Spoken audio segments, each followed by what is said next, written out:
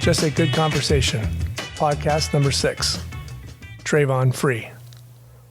30, 12, 19, 1, 1, 3, 8, 11, 6, 8, 1, 6, 6, 3, and 2. This is not his social security number, but these are his NCAA career highs as a Division I basketball player. I will let you figure out the numbers. Number 2 is the amount of Emmys he has in his career so far. Not bad for a kid with a bum knee. My friend, Travon Free. Do you know those numbers? I think I know a couple of them. Which one is 30? 30. That's an NCAA number? Uh-huh. That's your career high. Minutes? That's minutes. Yeah, that's got to be minutes. Santa Barbara. Yeah, Santa Barbara. Oh, so the 19 rebound game? Yep. Yeah. You know what one of the ones is? A 3-pointer. Oh, the shit. The only one you got. Is that in Irvine? Yeah. I love that I remember the one time. The one time. Yeah. That's so funny. 3 is the steals. You had a big steal day against Pacific one year. Oh, I remember that. Was it a home game? Yes. Yeah, I remember one of them specifically from Christian Merricker. Yeah, you had sticky hands that day. There was 3 of them. That's funny. It totally blew your average right up. That's really funny. I love looking at those old numbers because it brings back memories for me. It's so weird that I even remember when those things happened. That you even say Christensen, like I haven't thought of that guy since Merricker? then. Like, Right. You're like, oh man. And Gilliam Yango. Oh yeah, that's when Pacific had trees. Yeah, they were big, man. It was fun. Those were good days. I've known you for a long time. It's been a long time, man. When you were some scared 18-year-old from Mud Day standing in front of me, and I knew you weren't on the water polo team. Oh man, they still owe us a ring. We'll get into that. Hold on, let's not jump the gun. All right, so tell me, because I've done a ton of research, and it's weird to do research on somebody you know, right? Because I've known you for 17 years, I think it is. What was your freshman year? 03? 03. Yeah, so 17 years. Yeah. You were just a wee bit lad. Yeah, man. God, it's so long ago. I know. God, September 11th was fresh. Oh, man. To even feel like that you've been alive long enough that something happened 17 years ago and you were old enough to remember things. Yeah, exactly. So what was, and all the research I did, there were a lot of things that people hit on, but there was a lot of things that people missed that I kind of know about. So tell me what it was like, and I know what school you went to, but tell me what life was like in Compton in the 90s, because I knew of Compton very well in the 80s, and it was 2 very different things, because I had a friend whose auntie was in Compton in the 80s. So what was it like for you growing up as a young lad? I mean, it was strange because it's like that thing where you don't necessarily know just how dangerous. You don't know to be scared. Right. But like people on the outside looking in are like, I would never go there right now. And you wake up there every day and you go outside and you play and you go to school and you hang out, not even realizing just how dangerous the environment actually is. So it wasn't until I went to college or maybe even late high school that I realized the true essence of the danger. Like, it's there. People are getting shot. People get killed. Your parents don't want you out by a certain time, certain areas. Yeah, but you don't know statistics. You don't know numbers. You don't have information to quantify just how dangerous it is to walk outside your front door until you do. And then you're like, oh, damn, I survived that? Like, the odds were very much not in my favor. Right, yeah. You were playing Russian roulette. Yeah. And people don't understand that. Like, I think about all the time, like all my friends who died from childhood and the ones who still occasionally get caught up in the neighborhood, you're like, oh, any of those bullets could have found me Right. You could have been on the corner, the playground. Wrong place, wrong liquor time. store. Yeah. I have friends who were killed in front of a liquor store who weren't doing anything, weren't a part of anything. Just there. Just there. And you're like, yeah, all you had to do was be in the wrong place. It's an ugly number, but I'm going to ask it. How many friends do you think you lost? Oh, man. I used to... More than a dozen? Yeah. That's tough. I used to do a joke about how we had so many friends die that we would trade obituaries like baseball cards. Right. Yeah. And it was just like, oh, you didn't go to John? I went to John's. You went to Mark's. Why don't you give me a Mark? I'll give you it. Like, I got an extra one for you. Like, you're like telling people, get an extra thing. You know, sure. like that's not something that people understand in Irvine. Yeah, it's not the most common behavior. But yeah, I feel like the older I get, the more successful I get, the survivor's remorse sets in a little more and more each year. I go like, the more opportunities I get and the more things happen, I'm like, man, like I think about all the people who died at 17, 18, 15, 16, who just like, that was the end of the story. Right, it was it.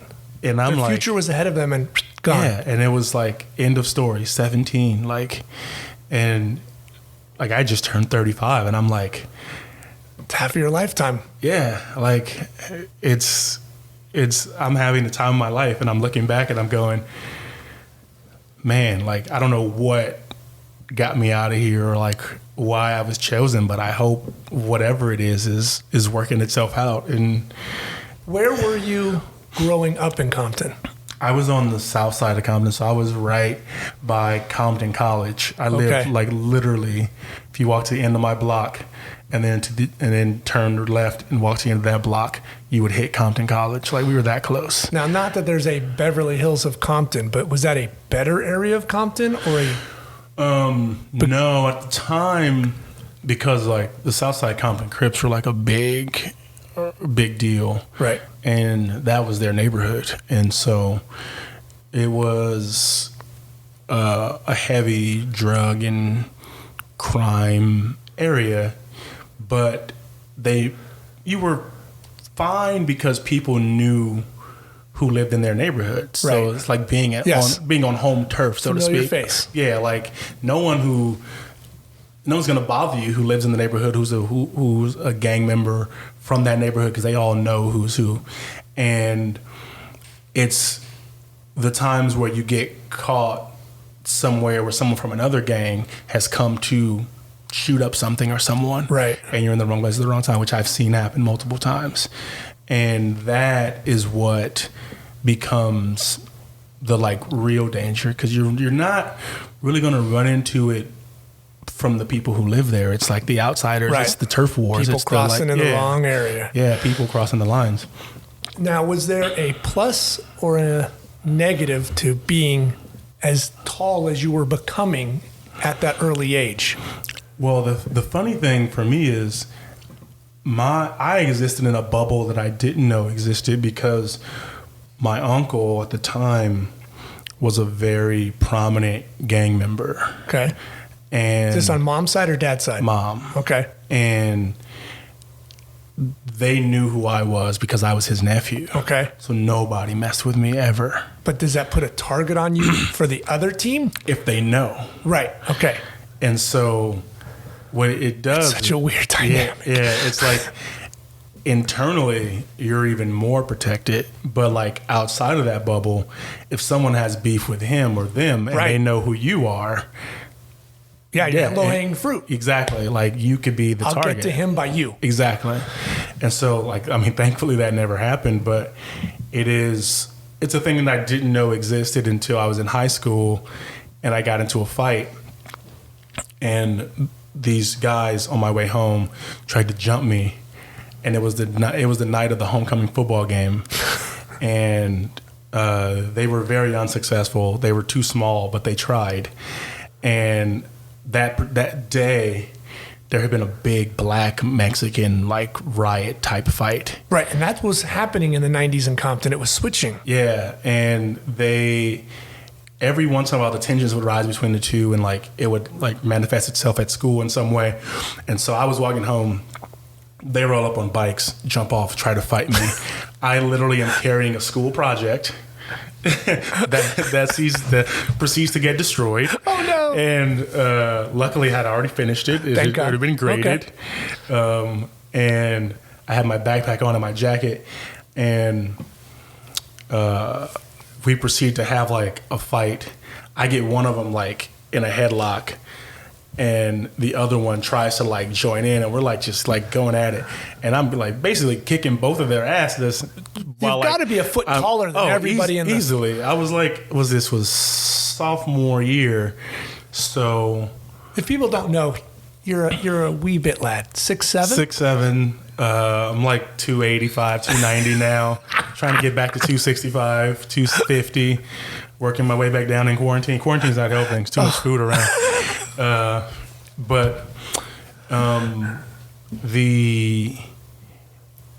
When it was over and I went home, because they had taken my backpack and had all my shit in it. And so I had to tell my mom because like I just lost all my stuff, so I can't not tell her. And she's like freaking out. She calls my uncle. He's like, I'm going over there. And so he calls me, are you good? I'm like, I'm fine. Don't have a scratch on me. Everything's great. Like they, not so much, but they got my stuff. And so that night, I was supposed to go to the homecoming game. That night, my mom was like, you're not going. My uncle's like, he's going. And so I go to the game. Maybe 10 minutes into the game, I see like a huge flock of people walking toward the field. And huge is in what, 50, 60? Somewhere like, probably like somewhere around 40, 50 people. That's a lot of people when you're a kid. And they walking toward the stand entrance on the home side. And I noticed they're like, a lot of them are wearing blue and gold, which is my uncle's colors. Oh boy. And then they come into the game. Also, like a lot of them go to this school too. So a lot of Southside Crips went to my school. Right, sure. And so they come into the football stands, and they just kind of fan out into the crowd. And one of the guys comes up to me, and he lifts his shirt, and he has a gun in his waistband, and he goes, if you see him, point him out, and just keeps walking. And I was like, that's when I knew the bubble was real. Right. I was like, oh, like this has existed around me for a very long time, because some of my guys who were my friends, but who were also from Southside, every once in a while they would like randomly come up to me and be like, you good? Like, you need anything? Everything cool? And I'm like, yeah, I'm fine. Like, what are you what do you mean? Yeah, and I'm like, 12, whatever. Like, it's like, oh, now I get it. Now I know why this is happening. Because that's an amazing light bulb to turn on. That you had your version of Secret Service. Yeah. And you little black kid in Compton. And you don't know it until you know it. And that was like, yeah, this is different. How did that make you feel? Scared or it made me feel like I had a power I didn't know I had. You know what I mean? Like, right. I could fly. I could see through walls. Or like somebody could like really abuse their having a quote unquote like mafia style like gang at their disposal to just be like, oh, I got a problem with this person. Did you ever get the backpack back? And never got it back. It had one of my favorite jackets in it too. Oh. I love that jacket. Lost it. And yeah, it was like, oh, I didn't know I mean, I don't have any enemies. So right. You didn't know any better. Yeah, like it wasn't like I had people I was ready to like dispose of or like. What do you think the beef was with them towards you at that moment when they wanted your, I think it was just random spillover. Okay. Like because I was like only a block and a half, maybe 2 blocks from the school. And I lived really close to the school. Like I lived maybe a 10-minute walk from the school. Okay. And so I was like, I had just gotten off the block where you could see the school. And it was just like, they were riding around looking for trouble. Jeez. Looking for like the first black person they saw. Right. And that's how it happens. And that's literally how it happens. And they found the big tall kid. And it was like, oh, he's carrying a school project and he's wearing headphones. He's probably not gonna. And yeah, they were. They couldn't find the shorter guy though. How tall do you think you were then, your sophomore year? I was 6'6". Okay. Yeah. How quickly did you sprout out? Were you like the biggest sixth grader, biggest fourth grader? Oh, I was like from the beginning. Like I was 5'9" in fifth grade. Oh boy. And then 6'1" in sixth grade. You were taller than teachers, principals. 6'2" in seventh grade. 6'3", 6'4" in eighth grade. 6'5" in ninth. I was 6'6" in 10th, and 11th was the last year. That was it. That's tough on a kid to be sprouting up like that. Yeah. Were you aware of your height? Yeah, because most people were just, especially in middle school, were just so much shorter. Yeah. See, like you're taller than your fourth grade teacher at some point. Right. Looking at her like and you're like on all the sports teams, so you're with all the biggest people possible in this area, and you're still bigger than all of them. You get that height from your mom or dad's side? I know because I've met your mom a couple of times. She's 5'9", right? And height. Your mother has the dominant height gene, so from her side. So the women on my family are tall. On her side are tall, but also I had like an uncle who was 6'7". I have an uncle who's like 6'3". People are generally tall. There's not a lot of short people. Everyone's above average height for the most part. Wow.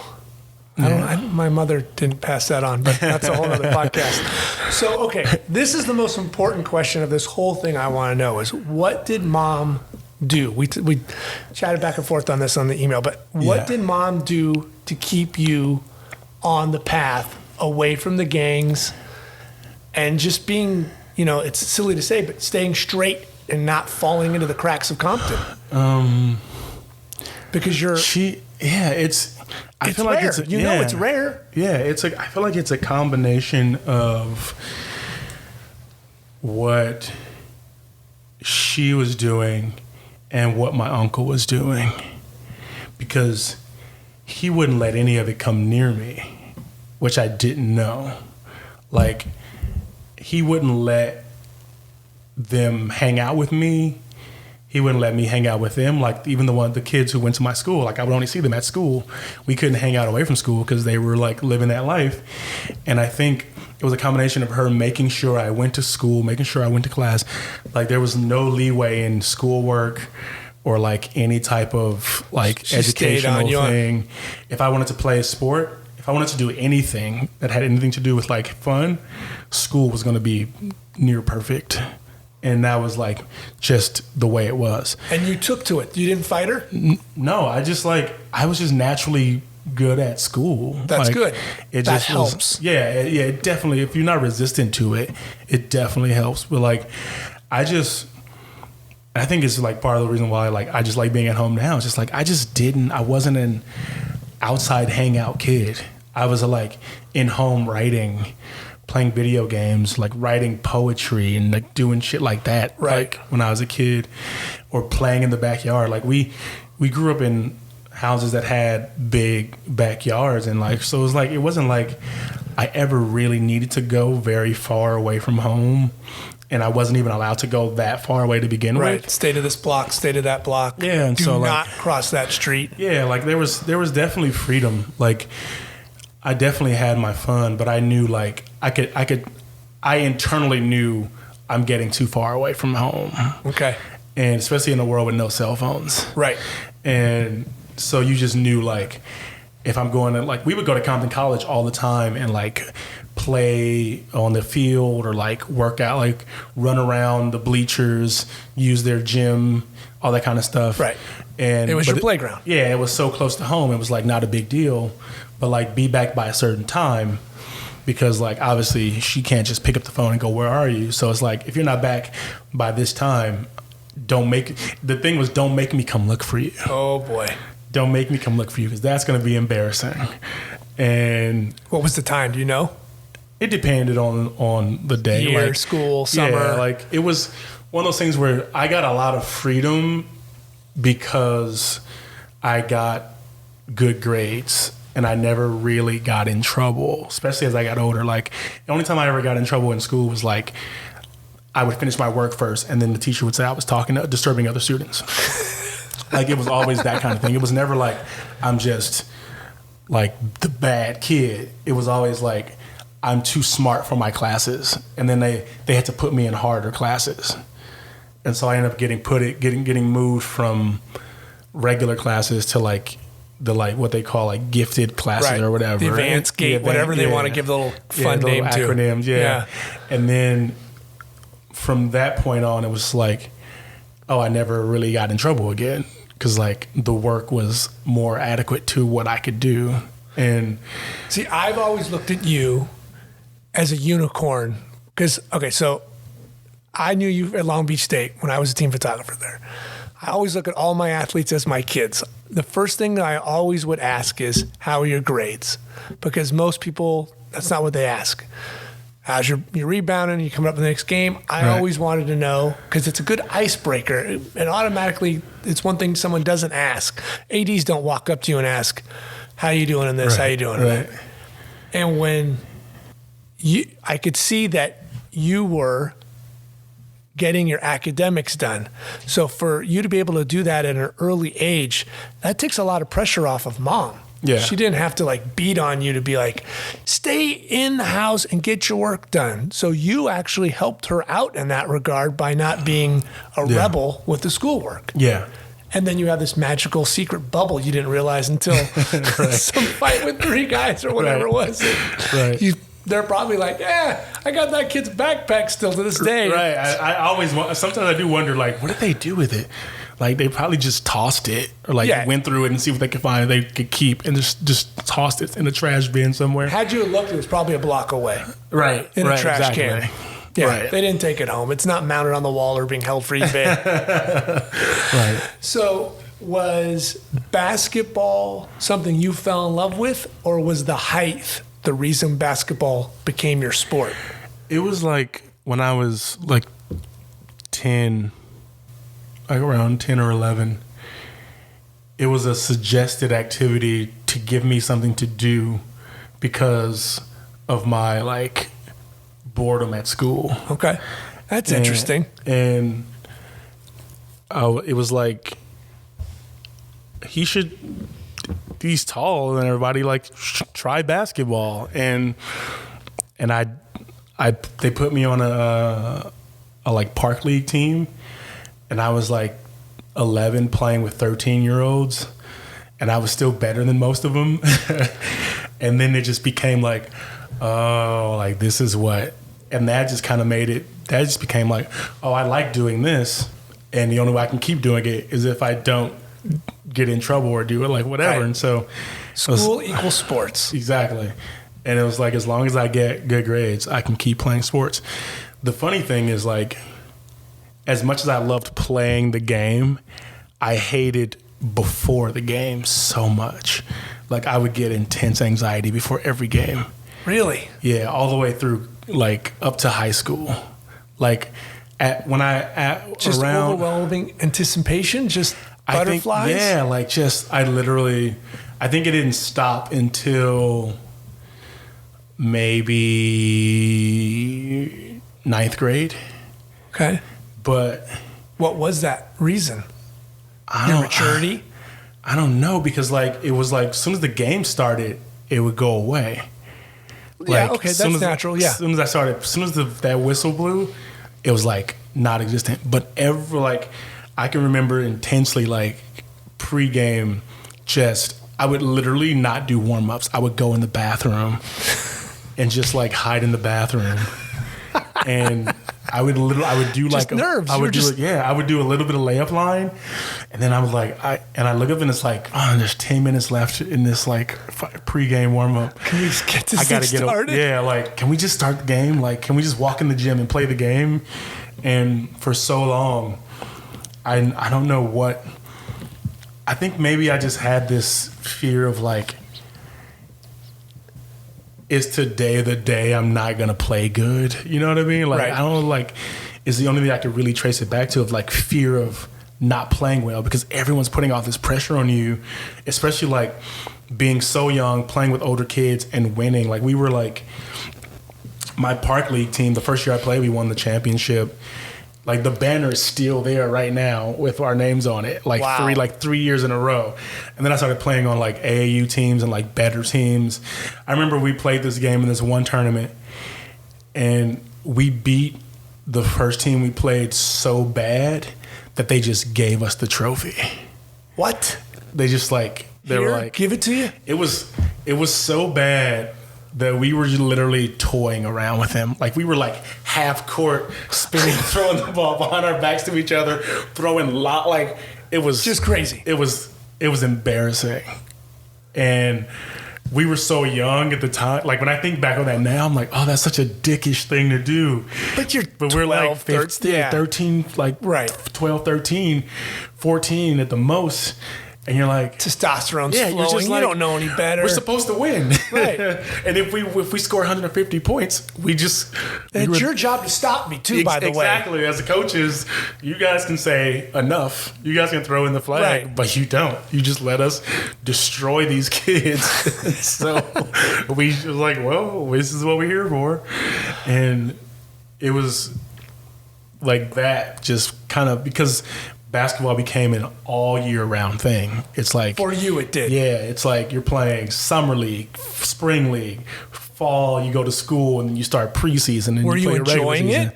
Oh yeah, I was loving it. Okay, because there's some kids that at some point they're just like, I'm doing this because my friends are dragging me or my uncle's telling me I'm great and I got to be on this team.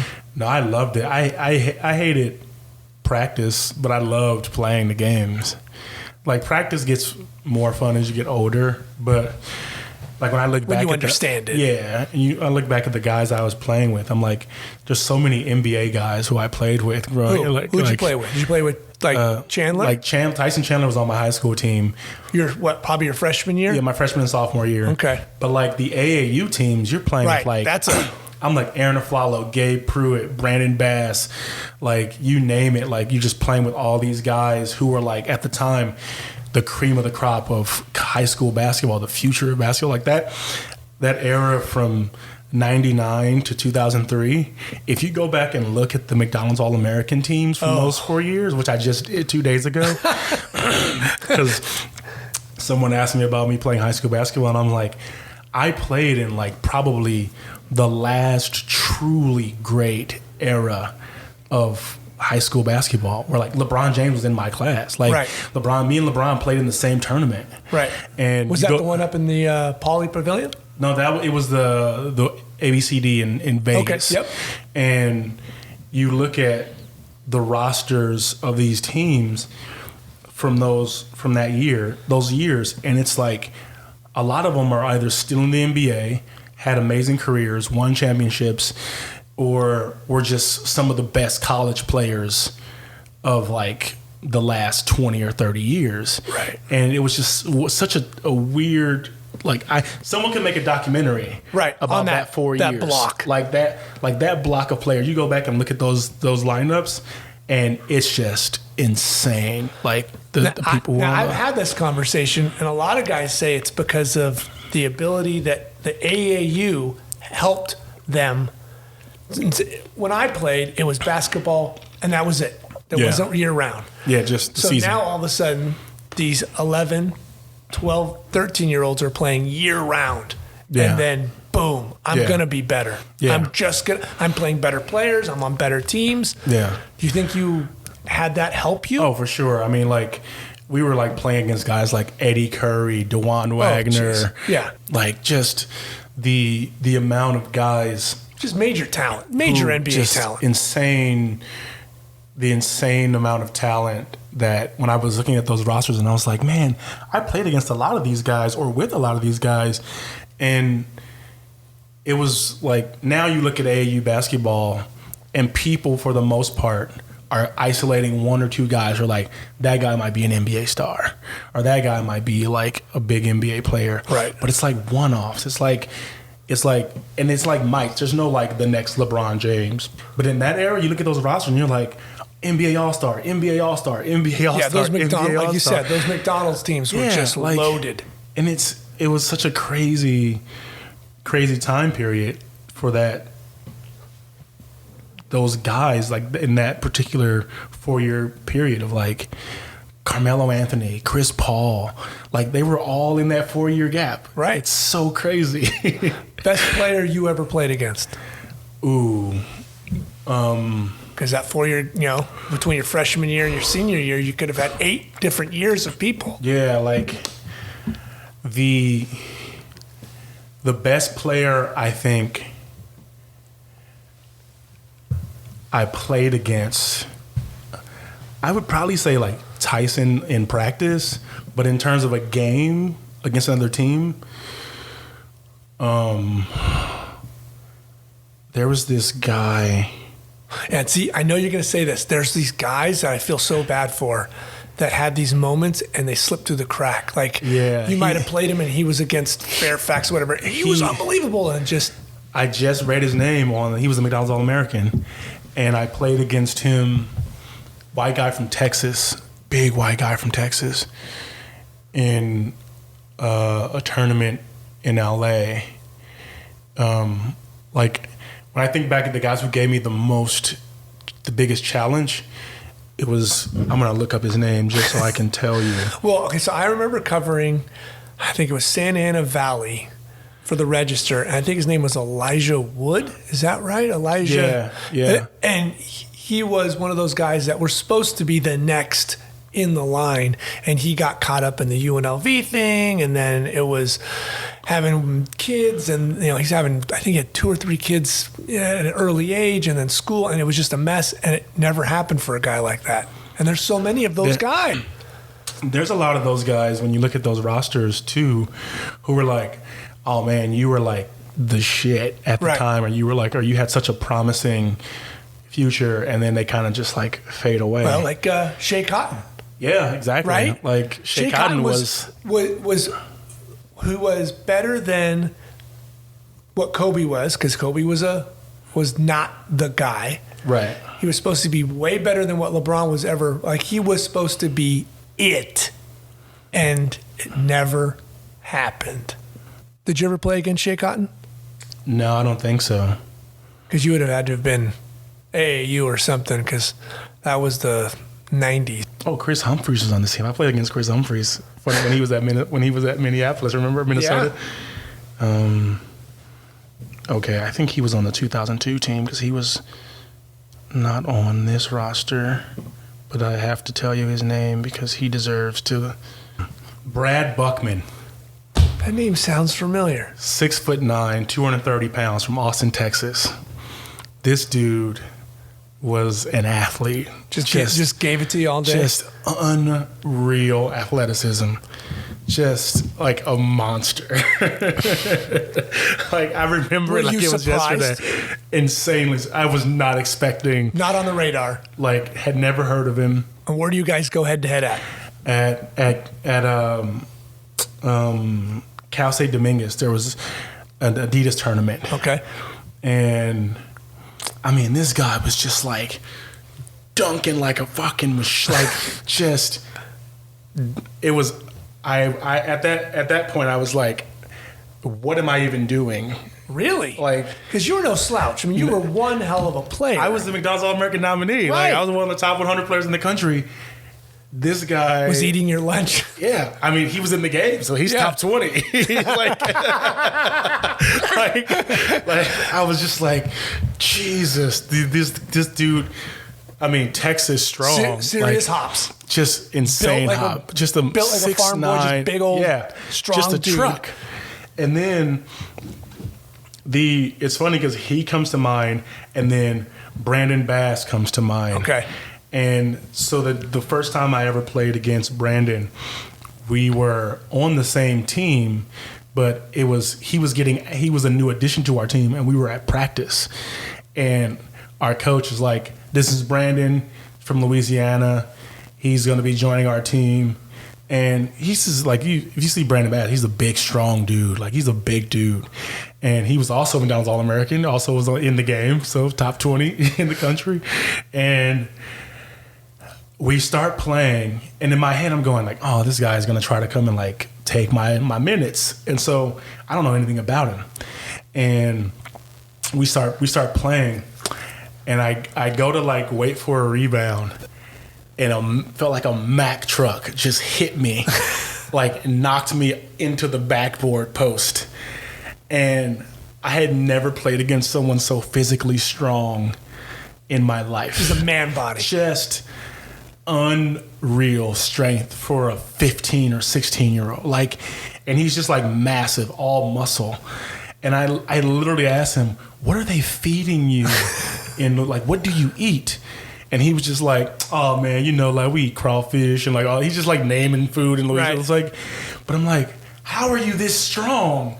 We're the same age. Just blessed. And you're like, you are a man.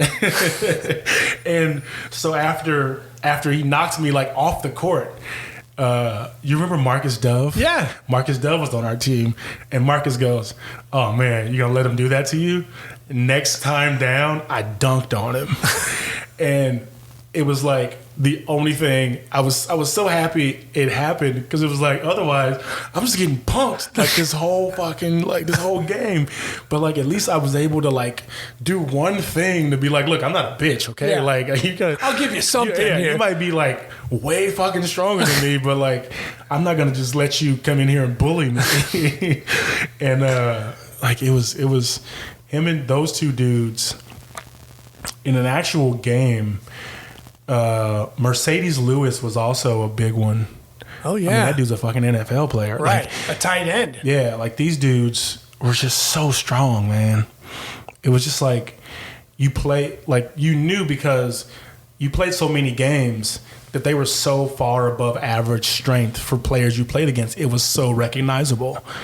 And it's like, how are you guys this strong? Like, we all work out, we all lift weights, we all train, we're playing year-round basketball, but somehow you guys are like men. It's funny, they're starting to become a cream of the cream of the elite. Like, yeah, you're like top 100 and still now the top 10. There's a difference. Like even just like that's the difference. Like, oh, you're just physically different. Right. You're a 15-year-old man. I'm a 15-year-old very gifted boy. Exactly. Like I don't weigh 215 pounds with 3% body fat. Yeah, at 15 or 16. Like right. You guys are like in here looking like fucking dudes. Apollo Creed. Yeah, like, you're dudes. And it's crazy. And everyone's pretty much thin basketball guys. Like the post player, maybe he's 15 pounds heavier than everybody else on the court. But like these dudes were just like unreal. Just crazy. What other dude do you think you... Josh Childress. Oh, yeah. Was because he was just so fucking tall, man. Like, he was tall and athletic, and he could shoot, so he was just hard to guard. So then that's, yeah. He's just really hard to guard. Did you play center at this point? Yeah, I was still playing 4 or 5. Okay. But those were the guys where you're just like, I remember those games where he was just like, man. So when did recruiting start for you? Because now they're recruiting these poor kids at 7th and 8th grade. Oh, no. Were you feeling college recruiting starting by like your junior year? It probably started 10th grade. Okay. Yeah, once I was, because I got moved up from freshman to varsity, and like once I was on that team, the letters started coming. Right. Now they're going to the games. They're seeing the freshman quality. Yeah, they're seeing you play. And that's when the letters started, 10th grade. And you start meeting scouts, recognizing them, knowing their names, and like seeing them at games. Like we played in front of Coach K in one tournament. Yeah, one of those tournaments they show up. Yeah. Vegas or somewhere. Yeah, it was pretty early. And have you ever at this point left California?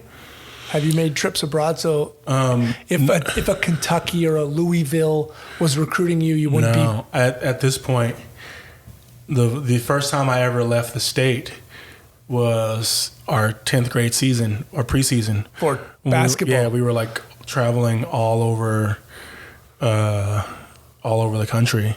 I take that back. I mean, I guess all the like going to Vegas tournaments and things of that nature. But mom never took you on a trip to go see somebody in North Carolina or we never Minnesota. went anywhere. And so, yeah, basketball was the first real traveling the country. Like that 10th grade season, we're in Delaware, we're in New Jersey. Delaware. Nobody needs to go to Delaware. Yeah, Nobody right? needs to. I know, that tournament was crazy. Portland. We were like all over the place that season, playing in so many tournaments. So that's interesting. Here you got this kid from Compton, and because of basketball, he's getting to travel. Everybody else in the neighborhood's staying in the hood. Yeah, pretty much. That's luck. If you're not on the team, you're not going anywhere. We're going to be right back after a quick break for our sponsor. So then how did you find your path to Long Beach through all this recruiting mess? Because Long Beach was 12 miles from home, basically. Well, for a while, like Brown was making a hard play. And I thought Brown... The NCAA powerhouse men's basketball yeah, Brown. Exactly. Brown from University. Rhode Island. It was like making a hard push. And I was like, oh, look, an Ivy League school. That's interesting. That's cool. And Princeton was also like hanging around. I got an academic offer from Duke. And so, but I was like... Never flinched and thought about it? Well, it was like, am I going to go try to walk on at Duke and then never play a single minute of college basketball, but probably win a ring? Right. It's like... A lot of guys do. Yeah, they do. And I really wanted to play. I really thought I should be playing. And so when Brown fell out of the mix because they wanted me to retake a math class, I had straight A's. My cumulative GPA was 3.99, and they wanted me to retake a class, but it was like they didn't tell me until after the school year was over. What? Almost over. It was like almost graduation. They're like, well, what about retaking this math class in the summer? And it was a calculus class, and I fucking hated math. And so I'm like, I got a C. You know how hard that C was to get for me? Like, you put your ass into it. Yeah, just to get that C. So it was like, this is not for me. And so Long Beach and UC Santa Barbara were really making the hard play after that. And okay, but that is such, we're talking Brown and Long Beach State. That's a huge difference in like region, quality of school. Nothing against Long Beach State, but we're talking Ivy League school, okay? Yeah. And then Long Beach is kind of known for basketball, but they're not a powerhouse by any means. Right. Brown, I don't even know if they had men's basketball until you just said it. And how do you decide, okay, between those two? Well, it became, well, if you're not going to go to like Brown or somewhere far away, my grandma and everyone was like, why don't you just stay close to home and we can help you with this and that. And it became like that whole thing. And when you're like, 17, you're like, if Coach K's not beating down your door or something like that, you're just like, okay, like it's still a Division I school, and it's like all the things. You can come to the games, it won't be too far. Yeah, mom and everyone can come and everything. I can still live at home or have a cooked meal and do my laundry. It just kind of like, it's like, all right, like this'll do. And you second guess yourself now? No, I don't, because I feel like that's good. I feel like the way everything worked out. Because making that decision as a 17-year-old is big. Yeah, I feel like the life I have now is so much better than what I could imagine it would be if I got injured at Brown and there wasn't like Hollywood writer professors who were like teaching writing classes and doing that. Like you think about that kind of that weird, what that path would have looked like and what I'd be doing had I not stayed in LA or stayed here. And it's you might have turned up being an entrepreneur or like working on Wall Street or some shit. I don't know. Like, and I have so much fun on a daily basis doing the things I do now. And I'm like, there's no way I would want to even see what the other thing looks like. Because so you thank that 17-year-old for making that stay-at-home decision for grandma. Like it really. I don't imagine going to Brown would have made my NBA prospects any more greater. No, at that point, not at all. So Duke would have, but yeah, exactly. But like not. Brown was an opportunity. Yeah. For a career path. That's it. It wasn't an academic, or it wasn't an athletic path. No. Yeah. It was like, oh, you're going to walk away with an Ivy League degree, which will open doors. Right. That you can never imagine. Right. But other than that, it was just like, all right, well, this has worked out great. Like, yes, it has. So, yeah, I'm just like, I don't regret it. Every time I think about it, I'm like, I think I did the right thing. Like, this is, you just feel like you're on the path you're supposed to be on. And you stated the writers at Long Beach State. That only really happens because of the bad knee. Yeah. So if you come into Long Beach State, tear it up, start every game, right, you're perfectly healthy through your career, you're still not the person you might be who you are today. Yeah, I might have like been playing like in some foreign league or something. Finishing up your career in Turkey now. Exactly. Like trying to still chase that thing. And I'm like, I'm no desire. So you're one bad meniscus away from not becoming the person you are today. Exactly. It made me everything I am. Who knew? Bailey helped you out. Yeah, man. He really did. It's so funny. I was just thinking about him the other day. So that's what you're going into your sophomore year, the knee goes bad? Or is it junior? Sophomore year. Sophomore year, right? Yeah. So like you didn't even get 2 games in, doesn't it? We got through the preseason, and then when we got back, that's 2 games, right? Dominguez Hills and whoever. We played weird teams back then. We'd had a few games, maybe like 10 or so, because we played the Hawaii tournament. Oh, okay. And it was when we got back from Hawaii, and then I'd had that good game coming out of Hawaii, which is how I got to start in Santa Barbara and SLO. And it was after that game at SLO, the practice that we had coming back from that game was when it happened. Interesting. See, it's funny because the progression of knowing the athletes over the 4 years, I knew you more or better after the knee injury because you sat around on the bench just in a brace than you were running around on the court. Didn't have anywhere to go, nothing to do. Yeah. Do you look back at that time period with the knee and realize honestly how like that helped you? Yeah, I mean, I feel like... Yes, there were the writers. There were the, we've talked about this, the joking and stuff, but if it's not for the knee... Yeah, I mean, when I think about my life and the things I enjoy, and I think about the friends that I still have some contact with who are NBA players or like living that kind of life, it's like... It's great because you're rich, but I don't think it would have been as fulfilling for me because I always enjoyed so many other things that weren't basketball. Like, I feel like what Kobe was trying to do when he retired is what I would have wanted to do the whole time. Right. Like, I would have wanted to write things and make things and do things. And I could see myself starting to care about that more than the game. Because it wasn't like I was going to be like LeBron or Kobe or like even like... You would have been 8 teams in 11 years. Exactly. Like I would have been a journeyman. I wouldn't have been like a guy who is like...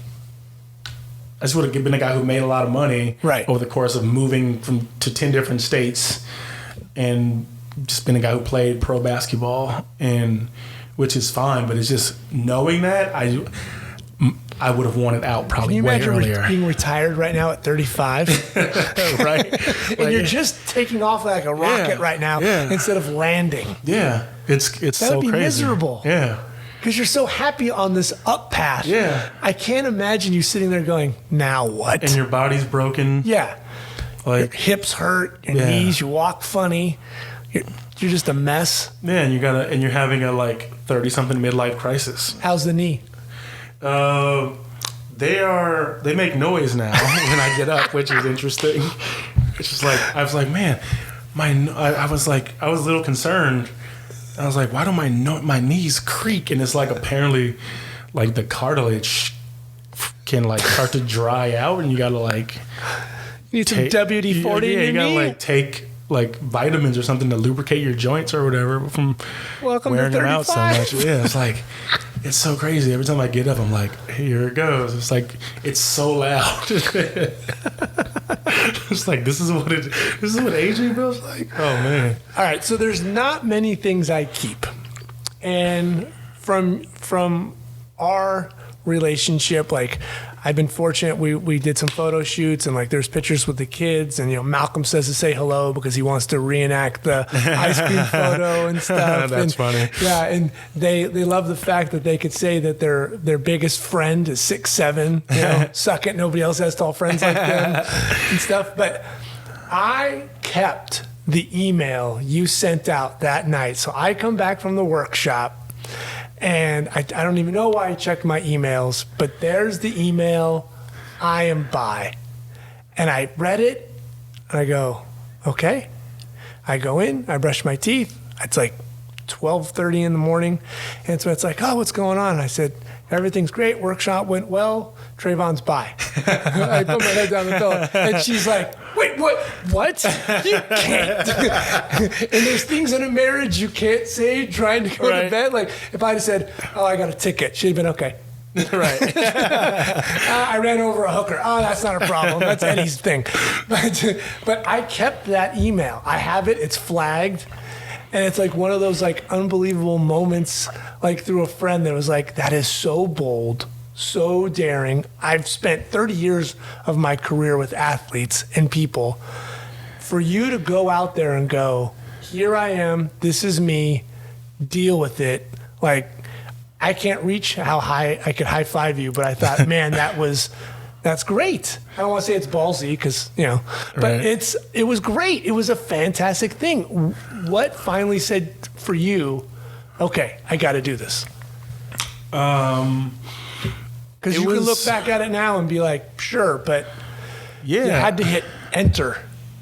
Yeah, I mean, it was one of those things where I got into a point where I was having so much fun with my friends and everyone privately who knew, and you get to a point where like you just kind of outgrow the box, right? And you start to feel like the secrecy has to end, because I feel like I'm carrying this boulder around every day, and you're like worried about who might know and who might not know, and like so silly, all these things. Right? Yeah, and you're like, oh, I could just not do this ever again. I could just be done with it. Like, you get to a point where you're like, okay,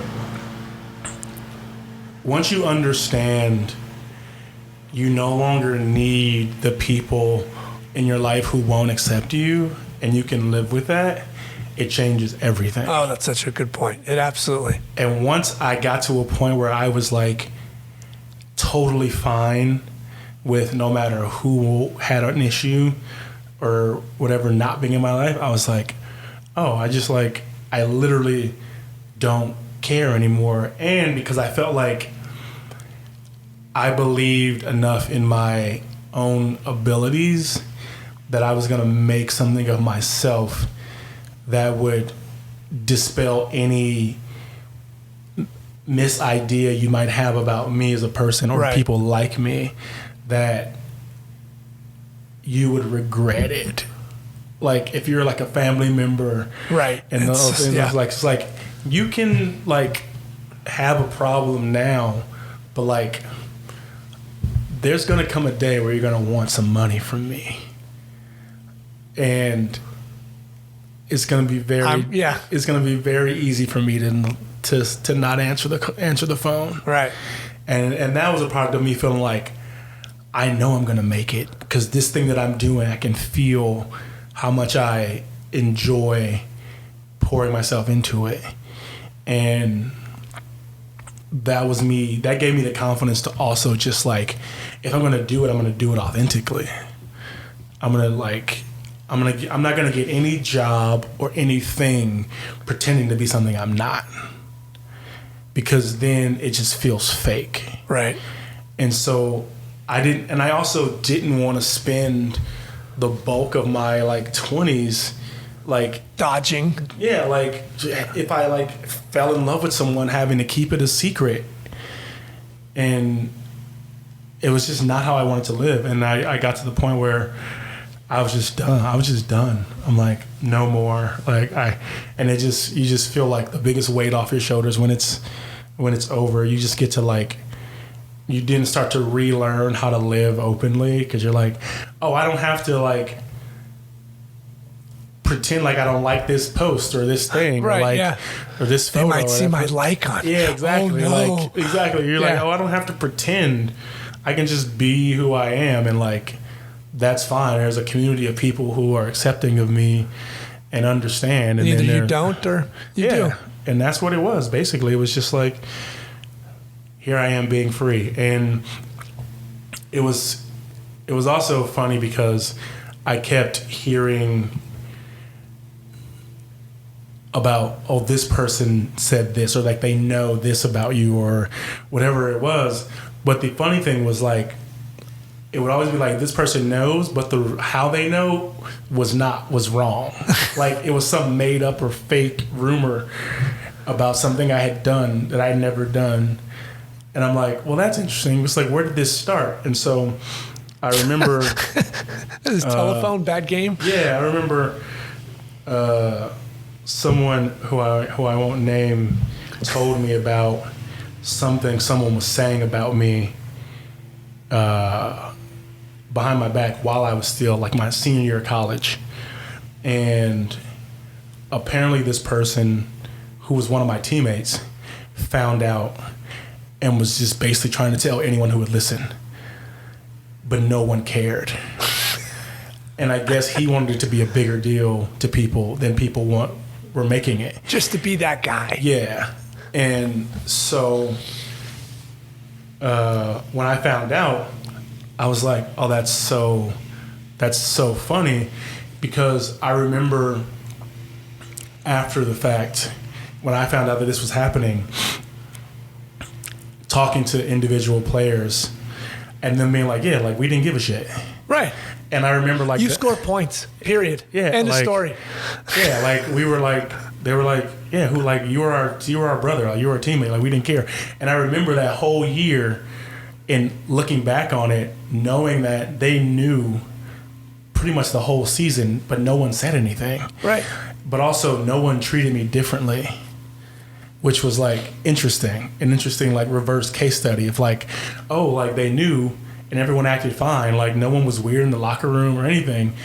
I didn't. Yeah, I was gonna say, do you think in your head you were hoping it wouldn't be bigger, like if someone knew? Yeah, I mean, I didn't. I'm glad it wasn't an issue, like, because I feel like if it was, it would have become one during the season when he was telling everybody. Right. But because he was telling everyone and no one cared, it just went away. It just like, and I didn't find out till after the fact, and it was so funny because when I asked, well, how does he know this about me? Because I was like very secretive. Like I didn't go to like clubs or anything or do anything. I was just like, it was just a thing that like one or two people knew, and they were like, he said he saw you, or someone told him they saw me kissing some guy at a club. And I just laughed because, one, not only had I never been to a gay club before at that time, I had never kissed a guy before at that time either. So I'm like, okay, someone made up a story in order to tell this story, to validate telling this story. And what it made me think was, I think he probably knows someone who's not straight. Or is he himself doing things Right. where he came across either someone who knows me or some like profile I had somewhere. Right. And because there were like websites and blogs, like community places you could go at the time. It wasn't like, this was like fucking early 2000s. There was no Grindr and shit like that. It Right. was just like, hey, here's a place for you to be with like-minded people if you want to talk to somebody. Let's and just talk, yeah. And like blog about shit. And my guess was like, I think he was trekking somewhere in that regard. Stumbled upon it. Yeah, and needed a way to tell people without indicting himself. And it was just so funny that like the reason was so wrong on so many levels that it was just, I just laughed. I was like, this must be like, well, this must be what it's like when you're a celebrity reading tabloids about yourself. Right. And you're like, that's so funny. I don't even know that person. Like, it's like, I don't even do like that thing. And so I wasn't there. Yeah, I wasn't even, it was so funny. But at that point I was like, oh, that's hilarious. But yeah. That's bullshit. Yeah, it's complete bullshit. Now, on your Long Beach State graduation degree, it says criminal justice. Am I correct? It does. Right? You were supposed to be Secret Service or a lawyer or man of the world. Something with crime. Yeah, something with crime. From a kid who didn't commit any crime from the hood, he goes to criminal justice, blows out the knee, and becomes funny, haha. Yeah, that was a great departure from there. I mean, let's say your freshman year. Were you ever exploring writing in a sense that you thought where you're at now? Because criminal justice and writing are that's not even together. I wanted to be a film major, but I couldn't because of the time away from basketball it would take. Because it demands so much of your time doing projects and things of that nature that I just wouldn't have been able to complete the degree, or like something was going to suffer. And they were giving me a scholarship, so they weren't going to let that be the thing. And so the other thing I loved was psychology and criminal, like the criminal aspect of it. I think it's our when I took a psych and a sociology class, which I loved, but then when I took the criminal psychology class, I was like, oh, this is even more fascinating. And when I was looking at the classes, they were all just so fascinating and so cool. I was like, I think I'm going to do this instead of just doing regular psychology, because I'm like, I'm not going to become a therapist. Right. I'm never going to become a psychiatrist. So if I get a psych degree, it'll just be to have. And so why not do a psych emphasis on something interesting that like you can have some like knowledge about something so specific, like there's crime in the world. Like a lot of crime. So like why not have some type of insight into it? So that was what kind of drove me into that direction. Well, because I picked up on it early. I think, is it your senior year when the Ice House, or is that afterwards? Because that was... Because Scott Waterman was there. Yeah, that was... So was he must have been senior year, I think. Yes, because remember we talked about if you won it, could you accept the money and lose your scholarship? Yeah. Which, well, we know how that worked out. Yeah, that was funny. And I don't remember how I found out about the haha funny comedy writing, but when it did and we talked about it, I knew I had to be a part of it because I saw there was something there. I see a lot of athletes with an idea, but yours was like glued together, ready. I got this thing. And it was like the best night spending with a former athlete because you were like scared to death. Yeah. Just like, could you have been whiter than a ghost? You almost did on stage. Like those stage photos are fantastic. Oh, it was so crazy. Like it was that basketball thing all over again of like insane nerves. And then when you're up there, it's like, oh, I just be here, right? And because I couldn't do video I was recording audio, and I have all this. I got to get you the audio. Is this the night at the night? Is this the night that I won to be in the finals, or the actual finals where it went horribly? The finals where it went horrible. Oh man, where you and the guys did the same joke. Yeah. Fuck, I remember that. Every time I think about that, I'm like, man, The worst part, because he had done it first and you went, and the part when you said it didn't hurt my soul as a parent. It was the crowd's reaction. I remember it very well. Watching my son on stage get kicked in the nuts. Like, it's one of those, imagine it's like you're turning the corner on the street you live on that you've done a million times. And you know that your driveway is the second on the left, and you're going to mindlessly turn into it and get out of the car and go in the house, and you turn the corner and your house isn't there. And you're like, no, my house is always there. It's supposed to be there. That's how this works. I turn the corner, my house is there. And it was like, I know when I say this, they're supposed to laugh. And I say it, and the rhythm of like, my brain expecting the laughter and where I'm going to go next just completely cut, just broke. I forgot every joke after that. You did. Because it was built, my remembering was built into the rhythm of that thing. And so I literally could not remember the rest of the set because I was so thrown off by the reaction that like it was complete silence.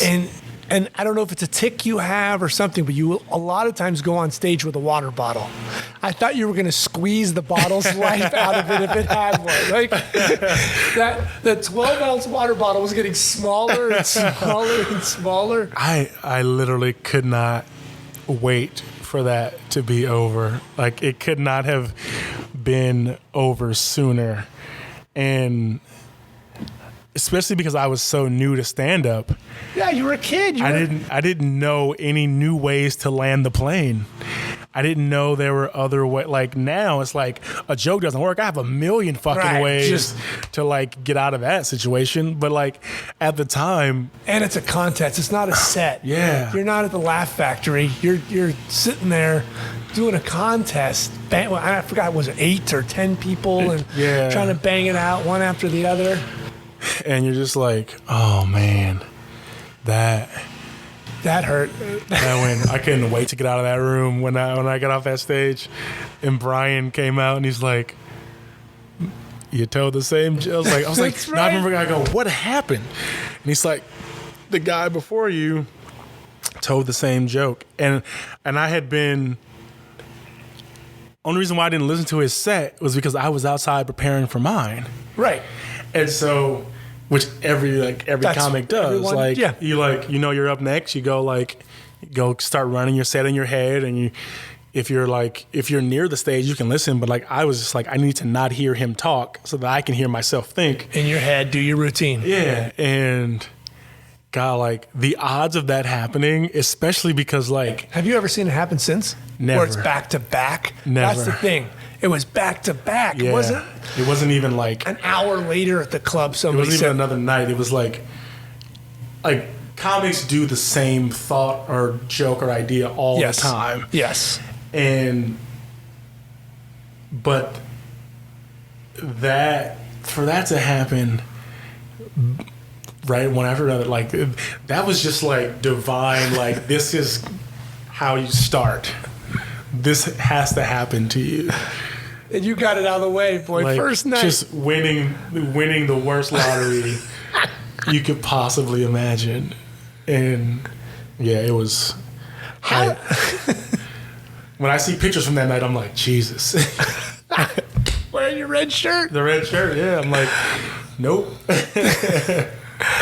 So, with the Jon Stewart, was there just an opening, like a job opening? Because this is obviously before Glassdoor or anything like that. How did you find that job listing? Because I know a lot of people call it a contest, which is every job interview. Yeah, it's funny because like people were like, it wasn't a contest. It was, I did a show with a guy who used to write there, and I saw that a writer had left. Because I remember you telling me about it. Yeah, I watched the show religiously, so I saw a writer was leaving, and he got an on-air send-off. Mm-hmm. I was like, oh, that means there's an opening. And I remember hitting him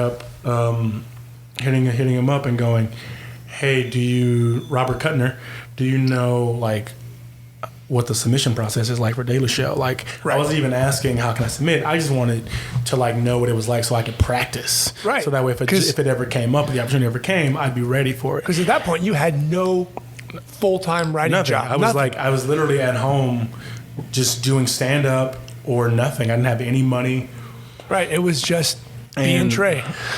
And so I emailed him. He responded, I'll have the head writer email you.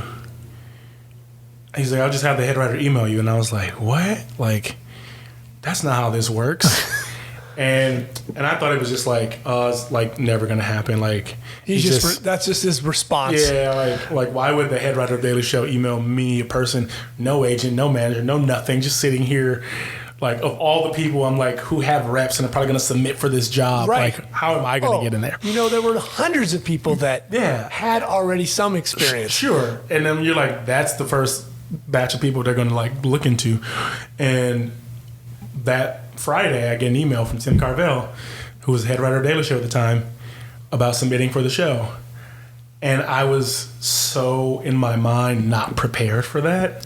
Well, why would you be? Because I was like, you hadn't done a job interview before. I'd never written on anything in my life before, never written on a show, never been staffed. And here is like the one show that I want to write for, the one show that I like, my favorite show, is like telling me I should submit for it.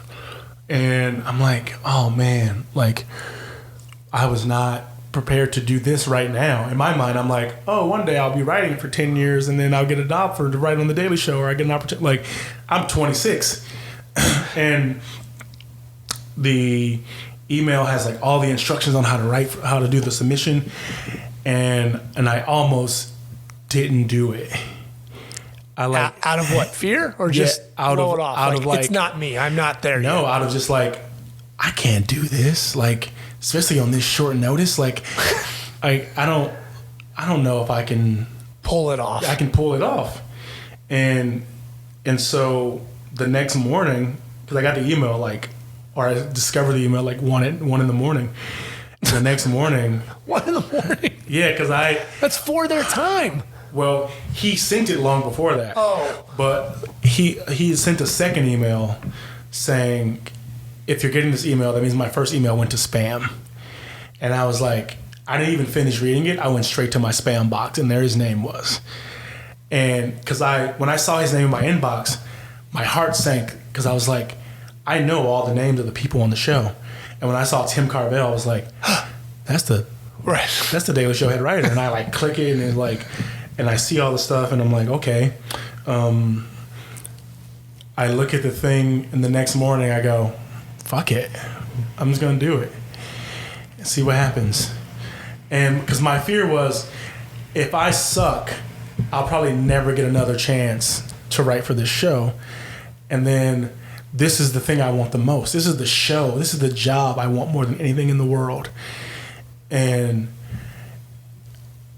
I don't know if I have enough experience to do it. Pull this off. Yeah. Right. And so... Because I remember the kids, remember when we took you to a barbecue, you were going to New York. We took you out, we had the kids, and I was trying to explain, they were young, I was trying to explain to them, and I'm like, it's like Travon's going to get to go to the Super Bowl all the time. All the time. Because to them, they don't know John Daly to them, or Jon Stewart was nothing to them. Right. He wasn't on SpongeBob SquarePants, so that meant nothing. Right. But I'm like, he's going to go to the Super Bowl, and they're like, oh, where? In New York. All the time. He's going to live there and do the Super Bowl every day. They're like, oh. Okay, back to SpongeBob SquarePants. Right. But they were so like blown away that like for you, that was it. Right. That was the Super Bowl. It was, yeah. And when I did it and I got to the second round, I was like, oh shit. Like, I might actually pull this off. I'm gonna pull it. I might actually like trick them into hiring me. They have no idea. And I'm just like, they're gonna find out I've never done anything before, like whatever. And okay, then, what does your resume look at this point? For TV, there is none. No, there's nothing. I have nothing. to show. So it's just comedy. It's just stand up. All I have to show is stand up. I'm just like, this is what I have, guys. And so when in the second round, I came in second place, and they made a point to make sure I knew it, so that they knew how close I came and how good they thought I was. And it was, and I still have that email saved on my phone, like a screenshot of both of the emails from Tim and Rory Albanese, the other showrunner, and of them being like, you came so close. Like, I got beat by someone who already works there, so I didn't feel that bad. Right. Like, from a different department. It's like, of course they would have a leg up. They know how the show works. Right. But also, like, she's a brilliant, funny writer. Like, it wasn't like she didn't have the ability. She was... But she had an inside track. I mean, so she definitely knew more than I knew. And you're like, a kid. And it's like, of course, if it comes down to... I feel like just psychologically, if it comes down to outsider person we know and love and is, like, equal, all things equal or like, slightly greater, why not pick the person you already love? Like, I would. I probably would, too. Absolutely. You know what you're going to get. Yeah, exactly. I've worked with this person for, like, 8 years already. Right. Like, we trust her. There's a relationship. Yeah. She understands the program. Exactly. Like, there's going to be no beats missed. Right. And it makes perfect sense. And that's a show you cannot start goofing up with. And so I was like, yeah, that makes sense. But they were like, but we still want to, like, keep in contact and possibly, like, if something changes. Right. And something did change, they, like, fired someone and there was an opening. And a week after, a month after that, that was August 2012, I'm going to Vegas to do shows, and then I get a text from Rory Albanese about coming to meet John, have a meeting with John the following week. So the first week of October, I go to New York and I have a meeting with John, and I don't know what it's for because no one's telling me anything. And it seems like a job interview, but then, like, nothing happens at the end of our meeting. And I just felt like, oh, well, I got to meet John, but also, like, this is the weirdest second prize ever. Like, they just kind of show you what you didn't get and then, like, send you on your way. And then at the end of the night, after he did the show, he offered me the job. And I was just, like, lost it. Like, I was just, like, my heart jumped out of my chest. It was just, like, such a crazy experience to, like, go there thinking I'm just having a meeting to, like, be known to these people. And then they spring it on you. I still have my bank statement. I went to New York with $4 and change of my own and the $300 in per diem they gave me for the trip. And I left New York with a job that was going to pay me like $250,000 a year. And that's before residuals. Right. and I'm like, what, like, how did this happen? What is happening? I can afford guacamole. Like, everything is changing. I'm going home with a job that not a job, the job. The Super Bowl. And I kid you not, I was so scared to cross streets or, like, ride the subway or, like, anything where I could die. Right. I was like, I don't want to get hit by a car. I don't want to get hit by a train. I don't want anything to fall on me. Like, I just got to make it back to LA, pack up my shit, and get out of town. And the day I left LA was the night before Hurricane Sandy. So I flew into New York the night before Hurricane Sandy, and it was like, welcome to New York. This is us. Like, it was such a crazy experience, but man, it literally changed my life for, like, in every way possible. Well, I am so happy for you. We're going to leave it at that. I'm going to track you down in a couple of months because I know you're a busy man, but we're going to leave it right before getting into New York and becoming a New Yorker. Yeah. All right? Let's do it. You're the best. Thank you for your time, man. No problem. All right.